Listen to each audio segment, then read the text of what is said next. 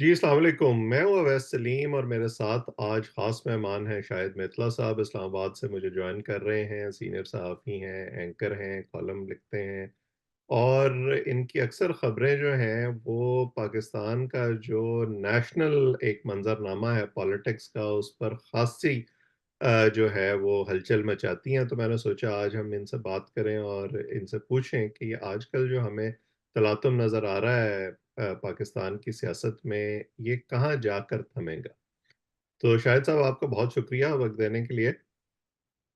Thank you so very much, Vaisbhai, for having me. I'm like really honored. तो I will jump straight into it. देखें ना, बड़े इंतज़ार थे कि जी इलेक्शन होंगे, इलेक्शन के बाद स्टेबिलिटी आएगी। आपको लगता है कि कहीं कोई स्टेबिलिटी का इम्कान है, कोई आसार नज़र आने शुरू हुए हैं? इससे पहले कि मैं स्पेसिफिक्स में जाऊँ, मैं चाहता हूँ कि आप एक ओवरऑल एक स्नैपशॉट हमें दें कि इलेक्शन की बाद की सूरत-ए-हाल को आप कैसे देखते हैं? देखिए वैसे भाई मैं उन लोगों में शुमार होता हूँ जो इलेक्शन के लिए बहुत ज़्यादा पुश कर रहे थे, एक तरह से लॉबिंग कर रहे थे, माइंड मेकिंग कर रहे थे, ओपिनियन मेकिंग कर रहे थे। चूँकि एज़ डेमोक्रेट मैं ये समझता हूँ कि इलेक्शंस ही सॉल्यूशंस प्रॉब्लम्स का हल होता है और किसी भी मुल्क में अगर चीज़ें अनसर्टेन हैं, चीज़ें ठीक नहीं हो रही, किसी भी हवाले से लॉ एंड ऑर्डर के हवाले से, टेररिज्म के हवाले से, इकोनॉमिक फ्रंट पे भी चीज़ें अच्छी नहीं है, डिप्लोमेटिक फ्रंट पे चीज़ें खराब हो रही हैं, तो इन तमाम चीज़ों का हल जो होता है, वो फ्रेश मैंडेट होता है। लेकिन जो 8 फरवरी का मैंडेट था, वो एक तरह से इस तरह से ब्लॉटेड हो गया कि उसमें हमने देखा कि 8 फरवरी से ज़्यादा 9 फरवरी को इलेक्शन शुरू हुआ या 8 फरवरी के बाद एक इलेक्शन शुरू होता है और फिर जिस तरह से वहाँ पे चीज़ें मैनेज हुई, बेशक उस पे किसी भी तरह के दावे अभी तो सामने आ रहे हैं कि ये हुआ, वो हुआ, लेकिन डेफ़िनेटली जो भी हुआ और जिस तरह से भी चीज़ें हुई और जिस तरह से इलेक्शन कमीशन ने चीज़ें की हैं, उससे बहरहाल डाउट्स तो पैदा हुए हैं। हुँ। वो उतना एफ़िशिएंटली चीज़ों को कंडक्ट नहीं कर सका है। बिल्कुल हमारे यहाँ इरेगुलैरिटीज़ होती हैं, हमेशा से इलेक्शन प्रोसेस का हिस्सा रही हैं, बट इस दफ़ा जो इरेगुलैरिटीज़ की इंटेंसिटी थी, लेवल थी वो बहुत ज़्यादा ह्यूज था। एग्रीवेटेड था। ये बड़ा अनफॉर्च्यूनेट पार्ट हुआ है इलेक्शन के एंड पे। तो यही वजह है कि तमाम जमातें बड़ा वेहेमेंटली ये कह रही हैं कि इलेक्शंस बिल्कुल ट्रांसपेरेंट नहीं हुए हैं, इलेक्शंस साफ-शफ़ाफ नहीं हुए हैं। और सबसे बड़ी बात ये है कि हम समझते हैं कि पौने 2 करोड़ के करीब वोट पीटीआई ने लिए हैं। अब जो अपोज़िशन में बैठी है उनकी 93 सीट्स थी।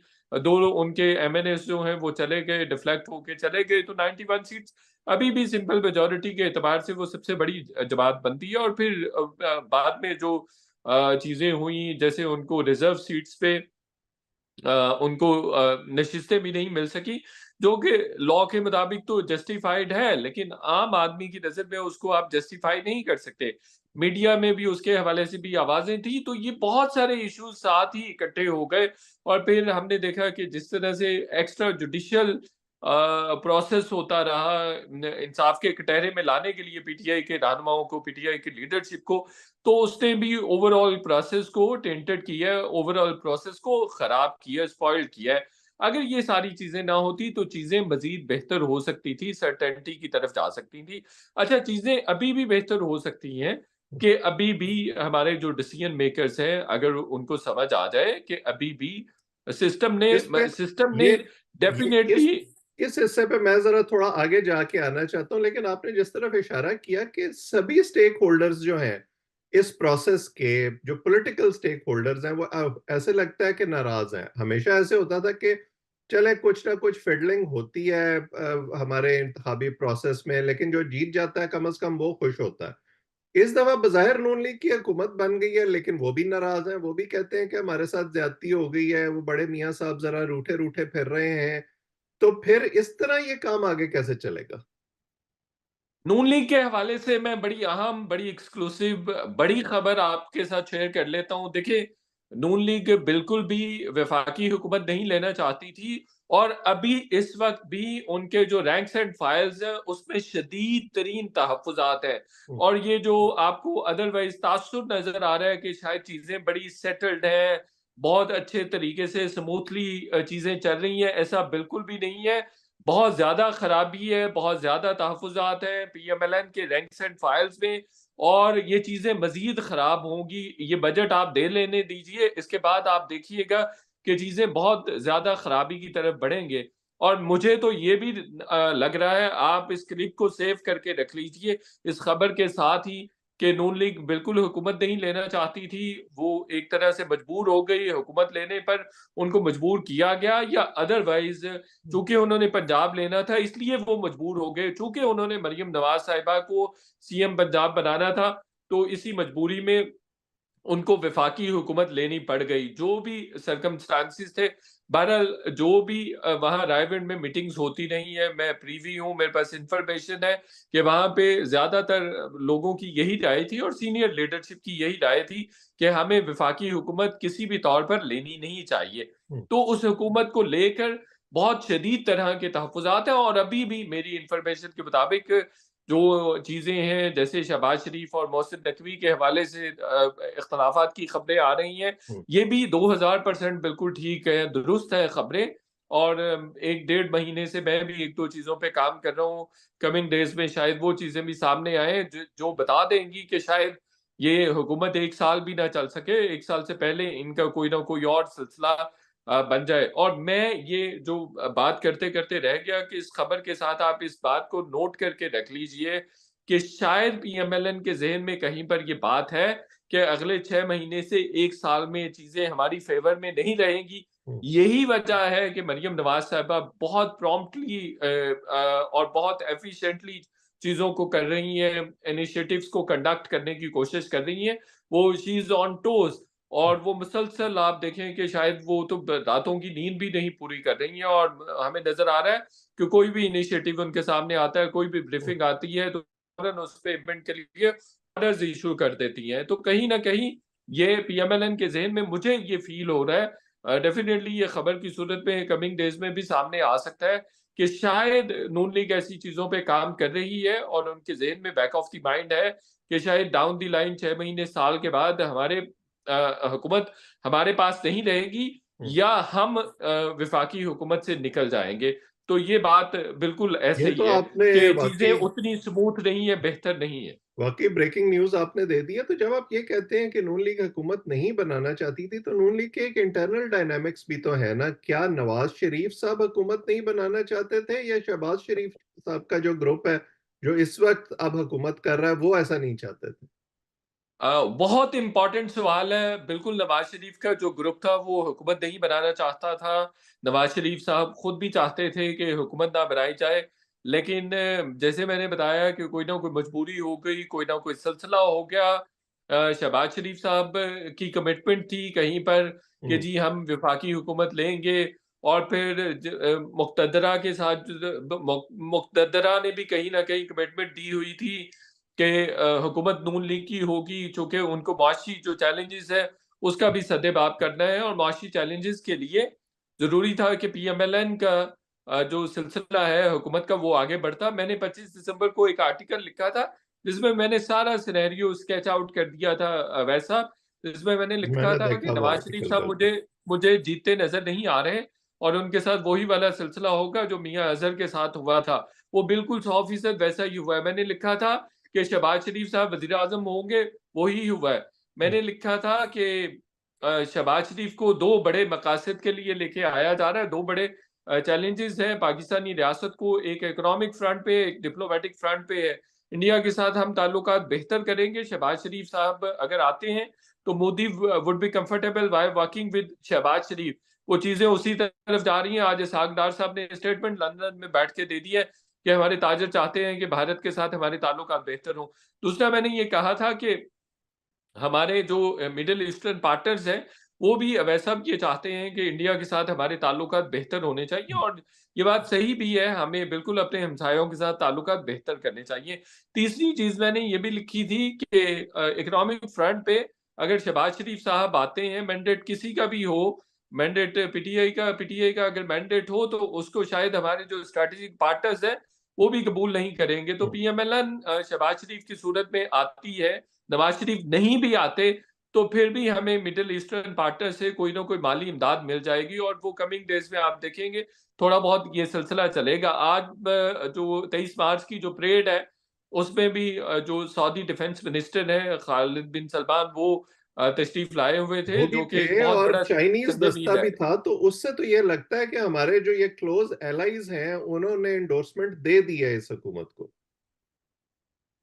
जी, डेफ़िनेटली ये मैं 25 दिसंबर को भी लिख चुका हूँ कि अगर शहबाज़ शरीफ़ साहब होंगे और पीएमएल लेड गवर्नमेंट होगी, जो कि मैंने लिखा था कि होगी, कोalition गवर्नमेंट होगी और इस तरह से मामला चलेंगे, तो वो वैसे ही हुआ है। हम्म, और ये भी लिखा था कि बिल्कुल इनको बाकी जगहों से भी एंडोर्समेंट मिलेगी। मैंने तो ये भी लिखा कि शहबाज़ शरीफ़ की क़यादत में शहबाज़ शरीफ़ अगर वज़ीर-ए-आज़म होंगे, जो कि मैंने लिखा था कि होंगे, तो हम्म, फिर इंडिया से भी एंडोर्समेंट मिल जाएगी। मोदी भी इनके साथ कंफर्टेबल रहेगा कोई भी बात करने के लिए, और इसी तरह से मिडल ईस्टर्न पार्टनर्स भी कंफर्टेबल रहेंगे।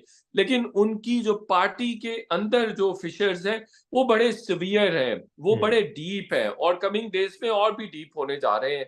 राना सनाउल्लाह भी ये स्टेटमेंट दे चुके हैं कि अगर शहबाज शरीफ की जगह कोई और वज़ीर-ए-आज़म होते, तो बिल्कुल। मामला शायद अभी तक खराब हो गए होते। आप इसको छोटी-मोटी स्टेटमेंट नहीं समझ सकते, हम्म, या इसको कोई आम सी स्टेटमेंट नहीं समझा जा सकता। ये बहुत बड़ी स्टेटमेंट है, व्हिच इंडिकेट्स के अगले 3 से 6 महीने में और बिफोर दैट भी प्रॉब्लम्स हो सकते हैं, और उससे पहले भी मामलात खराब हो सकते हैं। मेरी बहुत सारे जो नून लिखे लोग हैं, उनसे भी मुलाकातें हुई हैं। मैं जैसे मैंने बताया भी है कि एक बड़ी स्टोरी पे भी मेरा काम हो रहा है।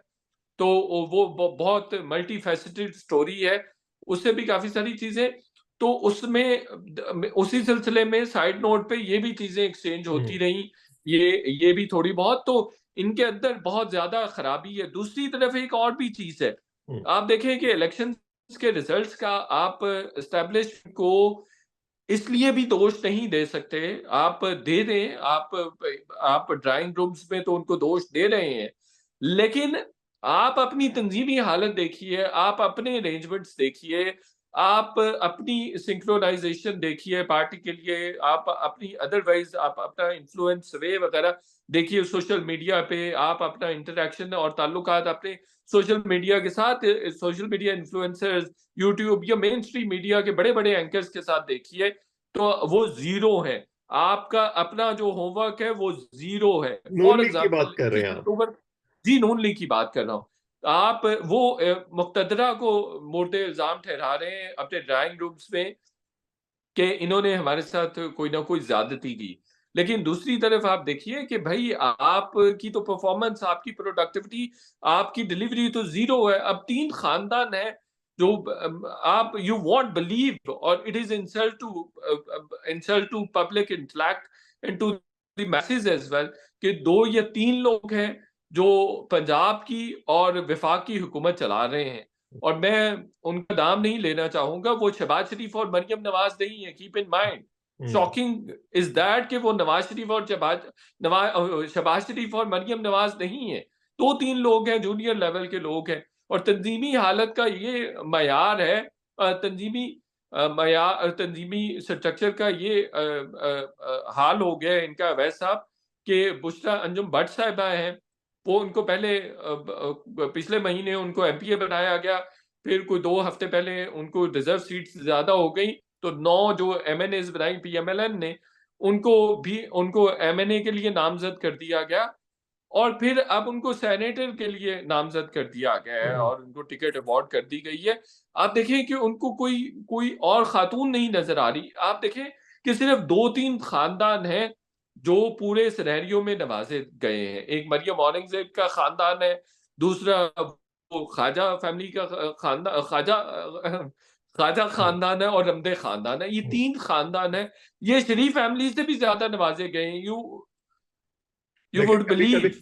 कभी कभी अपने घर के बंदे जो हैं वो इतने ज्यादा नहीं होते ना कि उनके अंदर सारे ओहदे बांटे जा सके, लेकिन जैसे आप आपने कहा। देखिए कि ख्वाजा आसिफ का देखिए, आप जब ये बात करते हैं, जमहूरियत की बात करते हैं, जब ये कंपैरिज़न करते हैं इमरान खान के साथ, आप कुछ भी कह लीजिए, मैं बहुत सारे लोगों से ये बात भी करता हूँ, वैसे सलीम साहब, बहुत इंटरेस्टिंग पॉइंट है। मैं भी, आप भी, हम नवाज जो इमरान खान की जो पॉलिटिक्स है, जो पॉलिटिकल आइडियोलॉजी है, उसके अगेंस्ट है। मैं वेहेमेंटली अगेंस्ट हूँ उसके। मैं उसको डंके की चोट पे उसको अपोज करता हूँ। लेकिन इमरान खान के बहुत सारे प्लस हैं। नए फेसेस लेके आया, हुँ। उसमें उस तरह से नेपोटिज्म का लेवल बड़ा कम है, वो अकरबा परवरी कम है, रिश्तेदारी कम है, इस तरह के मसाइल बड़े कम हैं। सियासत में नए यहाँ रुझानात तो उन्होंने यकीनन मुतारिफ कराए हैं, तो बहुत ख्वाजा आसिफ ज़्यादा का नए आपने अभी रुझानात। आप नाम वो लिया मशाल है। यूसुफ़ज़ई बेचारी आम सी हुँ, लड़की है, खातून है, वो मिनिस्टर बन गई है। हुँ, 10,000 फ़र्रुख हबीब जैसा बंदा मिनिस्टर था, वो ये जो ज़रताज गुल है मिनिस्टर है। 10 मैं दसियों ऐसी और मिसालें दे अज़हर मशवानी जैसा कोई एक भी मुझे बताएँ पीएमएलएन ने नॉमिनेट किया आज तक, पिछले हुँ। 30-40 साल की उनकी सियासत है। पीपल्स पार्टी का कुछ थोड़ा बहुत इस तरह का सिलसिला हो जाता है, लेकिन वो भी ज़्यादा बिलियनेयर्स को टिकट्स देती है। शायद तो यही जब वजह है आप कि भाई जो यूथ है वो मुतवज्जो भी हो रही है इमरान खान साहब की तरफ। लेकिन आपने ख्वाजा आसिफ साहब का नाम लिया तो मैं पूछे बगैर रह नहीं सकता। ख्वाजा साहब तो कह रहे हैं कि मुझे बड़ी धमकियाँ-शमकियाँ मिल रही हैं आजकल, वो तो बड़े मज़लूम बने हुए हैं, तो फिर धमकियों के साथ हुकूमत चल जाएगी? देखिए, ये बहुत संगीन बात है। ये सारे एक्युमुलेटिव फैक्टर्स हैं, जिसकी बिना पे मैंने आपको ये बात कही है कि चीज़ें बड़ी ख़राब हैं। ये बिल्कुल भी स्मूथ नहीं है। मीडिया पे, मेन स्ट्रीम मीडिया पे हमारे एंकर्स उस तरह से बात ही नहीं कर रहे, या अगर वो बात इसलिए भी नहीं कर रहे कि उनकी इन्फॉर्मेशन का लेवल वो नहीं है। और इट इज़ वेरी अनफॉर्च्यूनेट कि मेन स्ट्रीम मीडिया पे इस तरफ कोई डिबेट, ज़ीरो डिबेट है अवैध सलीम साहब। हुँ, अदरवाइज़ चीज़ें जो हैं वो बिल्कुल भी सेम पेज पे नहीं है, ये 2 पेजेज़ पे भी नहीं है, ये 2 पेजेज़ से ज़्यादा पेजेज़ पर है। हुँ, तो अगर आप इसकी इंटेंसिटी देख लीजिए कि आपस में किस तरह का टर्फ है कि वज़ीर दिफ़ा को भी थ्रेट्स मिल रहे हैं और एक रिटायर्ड जनरल की तरफ से मिल रहे हैं, दैट्स वेरी सीवियर थिंग। तो उसमें आप लेकिन ना अंदाज़ा कीजिए। ये तो फिर उस तरह के व्हाट्सएप मैसेजेस और फ़ोन कॉल्स अपनी सीट जीतने के लिए करने से पहले सोचना चाहिए था ना? जी, बिल्कुल करना चाहिए था। और इन्होंने 2018 में, मैं आपको बताऊँ, ख्वाजा आसिफ कभी भी इलेक्शन नहीं जीते हैं। 2013 का तो नहीं मुझे पता, 2008 का मैं बता देता हूँ कि उनको असलम घुम्मन साहब, ब्रिगेडियर असलम घुम्मन, उन दिनों सेक्टर कमांडर थे वहाँ पंजाब के, उन्होंने जितवाया था, ऑन रिकॉर्ड मैं कह रहा हूँ। फिर 2018 का इलेक्शन भी इनको, ये हार गए थे, वो भी जितवाया गया। और अव्वल अभी इलेक्शन उनको जितवाया गया, और वो अब वाला बबांग तो दोहल वाक़ई कहते ऐसे ही फिर रहे हैं। लगता है। बबांग दोहल कहते हैं कि भाई मुझसे ना बात करें, जिन लोगों ने मुझे जितवाया, आप उनसे बात कीजिए। तो दूसरी तरफ, लेकिन ये बात किसी भी तरह से काबिले सताइश नहीं है अवैध सलीम साहब, और काबिले हज़्म भी नहीं है, बल्कि काबिले मज़म्मत है। अगर कोई भी रिटायर्ड अफ़सर, सरकारी मुलाज़िम किसी वज़ीर दिफ़ा को हुँ, और किसी जमहूरी सियासतदान को अगर वो थ्रेट करता है, ये बड़ा अनफॉर्च्यूनेट है। इस तरह की बात, देखें, हमारे मुल्क में कुछ लोग अनटचेबल हैं, उनका एहतसाब नहीं हो सकता। तो उन लोगों को भी चाहिए कि वो खामोश हो जाएँ, ताकि सिस्टम में जो खराबियाँ हैं वो वाज़ेह ना हो, जो फिशर्स हैं वो वाज़ेह ना हो। कोई क्यूरोसिटी रहनी चाहिए। खलील जिब्रान जैसे कहते थे, शख्सियत की, निज़ाम की क्यूरोसिटी रहे तो इसमें भरम है, उसमें इज़्ज़त है।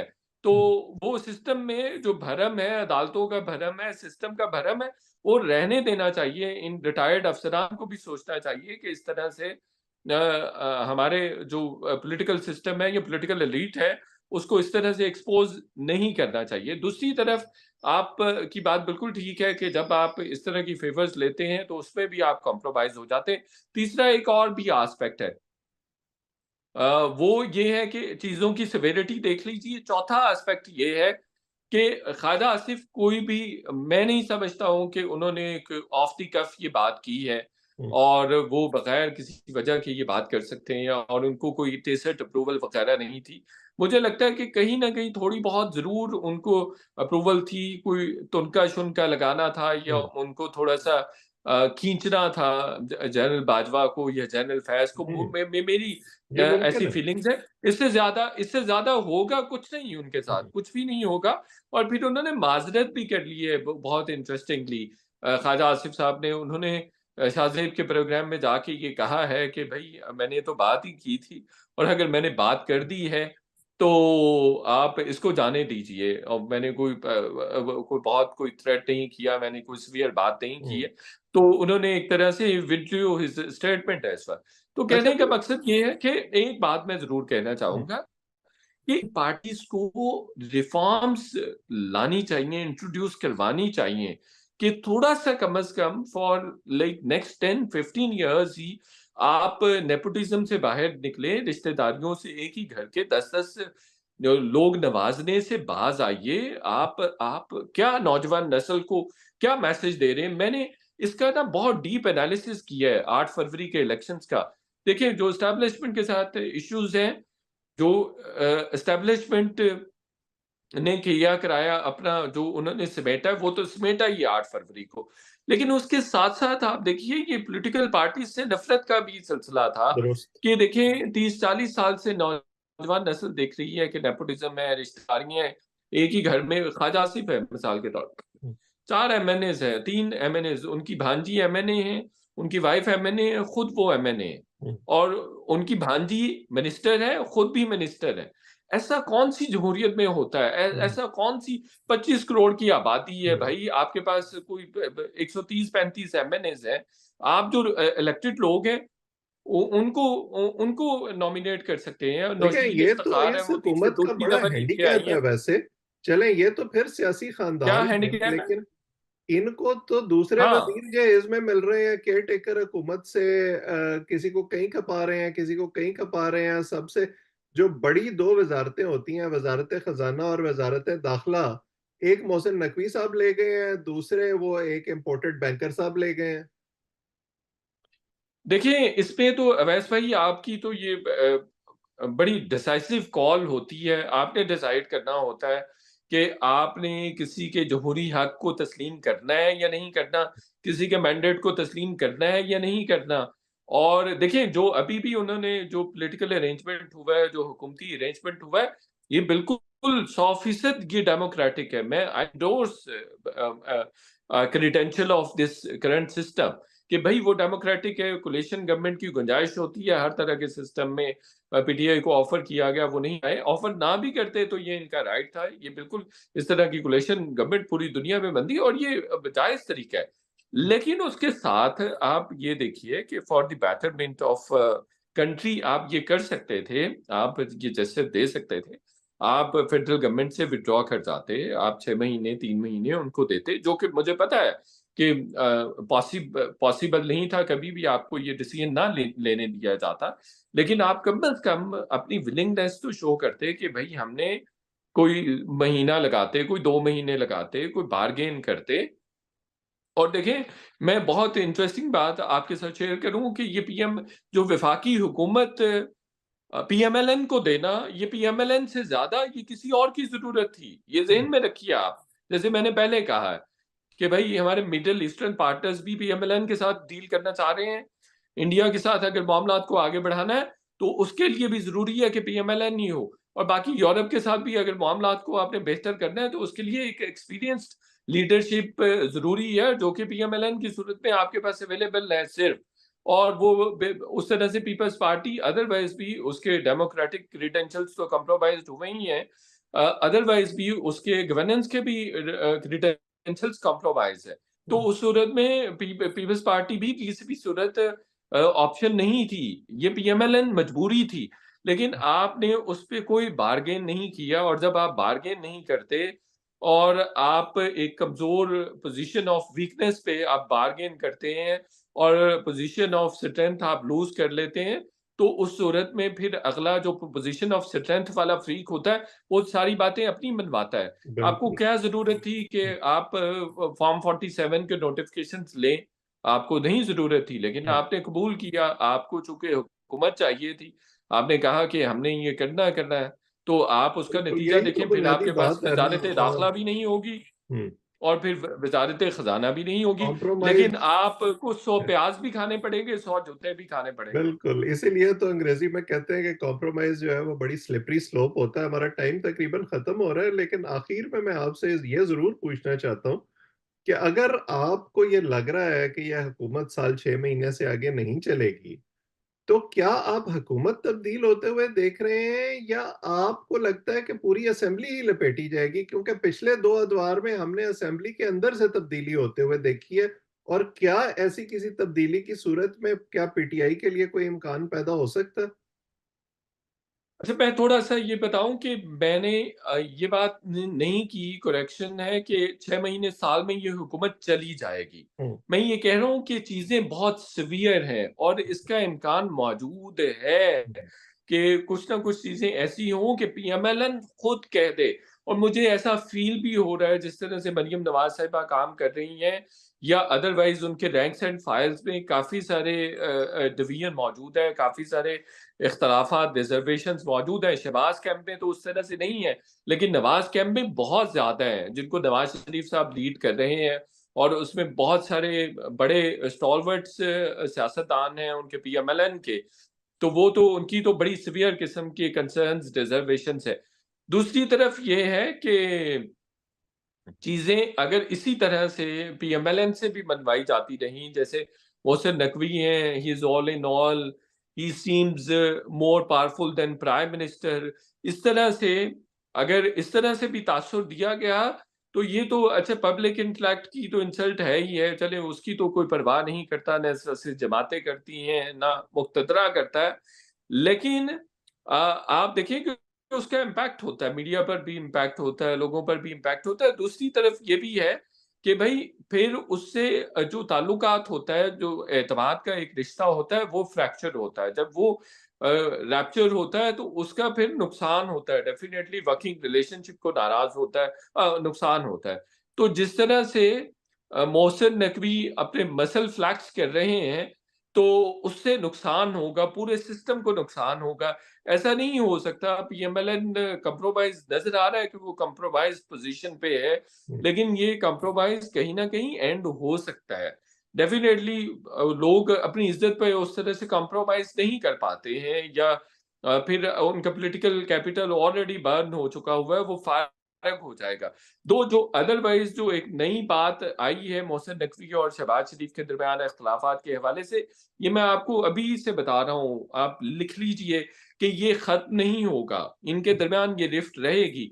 आप देखें कि एक जंगल में 2 शेर हों तो मामलात ख़राब रहते हैं, एक रूम में 2 हाथी आ जाएँ तो मामलात ख़राब रहते हैं। तो जो एलिफेंट इन द रूम एक हो तो ठीक है मामला, फिर हुँ, भी कहीं न कहीं गुज़ारा हो जाता है। 2 आ जाएँ तो गुज़ारा नहीं होता। दूसरा ये है कि मुक़्तदरा की ज़रूरत है कि सेटअप ज़रूर चले, आगे चले और 5 साल पूरे करे। हुँ। बाय एनी मीन वो ट्राई करेंगे कि इसको चलाया जाए। तो उसके लिए फिर वो गिवन सर्कमस्टेंसेस में जो भी अवेलेबल ऑप्शंस होंगे, वो बिल्कुल आज़माए जाएँगे। क्या डाउन उन द लाइन ऑप्शंस आप में पीटीआई शामिल है? बिल्कुल हो सकती है, बिल्कुल हो सकती है। देखिए, जो लोग ये बात करते हैं ना कि मुक़्तदरा के साथ पीटीआई के मामला तय नहीं हो सकते, चीज़ें नहीं हो सकती, ऐसा कुछ नहीं होता। मैं कहता हूँ मुक़्तदरा अपने ऑप्शंस में ज़्यादा फ्लेक्सिबल है इन सियासतदानों से, ज़्यादा फ्लेक्सिबल होती है बाज़ औक़ात। तो वो चूँकि वो उन्होंने सिस्टम को चलाना होता है, वो कहीं न कहीं मुआशी हालत को देख के कोई कंप्रोमाइज़ कर लेते हैं, या अदरवाइज़ सियासी सूरत-ए-हाल से मजबूर होके वो कोई ना कोई कंप्रोमाइज़ कर लेते हैं in the betterment of country. तो वो फिर कहीं न कहीं बिठा देंगे, बैठ जाएँगे, जैसे पिछले एतवार में भी होता रहा है। ये तो सियासी जो एलीट है, उसको भी सोचने समझने की ज़रूरत है कि हम कम से कम जो रिलायंस है वो मुक़्तदरा पे हो। ये बात मैं बार-बार एक बात कहता जाऊँ, बार-बार कहता रहा हूँ इलेक्शन से पहले कि देखिए, मुक़्तदरा का कसूर नहीं है जो पीएमएलएन के साथ 8 फरवरी को हुआ है। आपका रिलायंस मुक़्तदरा ये पे उनका बहुत अपना ज़्यादा था। कसूर है, मैं एग्री करता बहुत हूँ। ज़्यादा, बहुत ज़्यादा रिलायंस था, आप समझ रहे थे हम जीते होंगे। अब मैं बहुत इंटरेस्टिंग बात बताऊँ आपको कि अभी जो पीएमएलएन है, वो सिर्फ़ एक वजह से हारी है, लेकिन उसका ज़िम्मेदार किसी को ठहराने के लिए तैयार नहीं है, वो है कम्युनिकेशन, ज़ीरो कम्युनिकेशन स्ट्रैटेजी, यानी absence of communication strategy. Hmm, and who is responsible? Did you fix anybody? No, you didn't do that. तो हुँ, फिर आप कैसे एस्टेब्लिशमेंट को कह सकते हैं कि जी एस्टेब्लिशमेंट ने आपके साथ हाथ कर दिया है या एस्टेब्लिशमेंट ने आपको चीट कर दिया है, तो आपको तो आप नहीं कह सकते ना। भाई आपने फिक्स करना था, आप मरियम औरंगजेब को उठा के अगले 25-30 साल के लिए घर बैठा देते, हुँ। ठीक है, लेकिन आपने नहीं किया। आपने उनको सीनियर मिनिस्टर बना दिया वहां पंजाब ले जाके। वो भाई फिक्स तो करें ना, उनकी जिम्मेदारी थी। वो तो मीडिया को, वो शाहजेब खानजादा को अवेलेबल नहीं है, आपको पता है, शाहजेब खानजादा बंदे को अवेलेबल नहीं है। और सबसे मोस्ट पॉपुलर शो के लिए, मीडिया मोस्ट के अक्सर पॉपुलर टीवी दोस्त यही चैनल के लिए। शिकायत करते थे उनके बारे में हाँ, जब वो वज़ीर थीं। लेकिन उसके बावजूद, उनकी जीरो कम्युनिकेशन स्ट्रैटेजी के बावजूद उनको फिर सीनियर मिनिस्टर बना दिया। It is very unfair. भाई आप पार्टीज में थोड़ी बहुत अकाउंटेबिलिटी तो रखें। ऐसा नहीं, आप जब आप ये ऐसी चीजें करते हैं तो आपके वेल विशेस हैं। फॉर एग्जांपल, मैं समझता हूं, मैं इस बात में कोई बुराई फील नहीं करता हूं अवैस सलीम साहब के, अगर मैं या आप किसी पार्टी के मैनिफेस्टो को सपोर्ट करते हैं, और आप इसलिए सपोर्ट करते हैं कि यार ये मुल्क के लिए अच्छा है, इनका मैनिफेस्टो अच्छा है, इनकी ये चीजें अच्छी हैं, ये अगर मुझे इनको इसलिए सपोर्ट करना चाहिए, मैं इसमें कोई बुराई नहीं समझता हूँ। I am very clear about that कि मैं अगर किसी के मैनिफेस्टो को मुल्क की बेहतरी के लिए सपोर्ट करता हूँ, मुझे किसी का मैनिफेस्टो पसंद आता है, तो मैं इसको ये नहीं समझता हूँ कि मुझ पर कोई कोई लेबल लग जाएगा।